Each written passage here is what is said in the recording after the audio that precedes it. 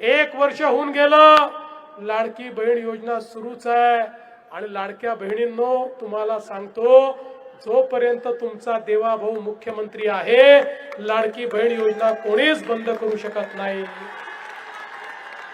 पण मी माझ्या सगळ्या उमेदवारांना सांगतो, माझ्या होणाऱ्या नगरसेवकांना सांगतो, आता लक्षात ठेवा, आमच्या बहिणी तुम्हाला निवडून देणार आहेत, पण निवडून आल्यानंतर माझ्या लाडक्या बहिणींना केवळ लाडकी बहीण ठेवू नका, त्यांना लखपती दीदी करा, लखपती दीदी। आता मोदीजींनी लखपती दीदीचा कार्यक्रम आणलेला आहे।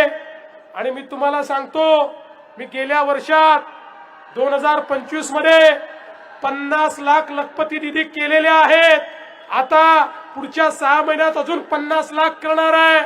माझ्या महाराष्ट्रातल्या 1 कोटी बहिणी या लखपती दीदी होणार आहे। मी महाराष्ट्रात लखपती दीदी करत फिरेन आणि माझ्या दक्षिण पश्चिम मध्येच लखपती दीदी होणार नाही, असं करू नका। त्यामुळे तुमच्यावर सगळ्यांवर ही जबाबदारी टाकून जातोय। माझ्या सगळ्या लाडक्या बहिणींना पुढच्या वेळेस मी येईल त्यावेळेस लखपती दीदीच्या लाईनीमध्ये तुम्ही उभं करा। माझ्या या बहिणीच या ठिकाणी खऱ्या अर्थानं आमच्या अर्थव्यवस्थेचा आधार म्हणतील।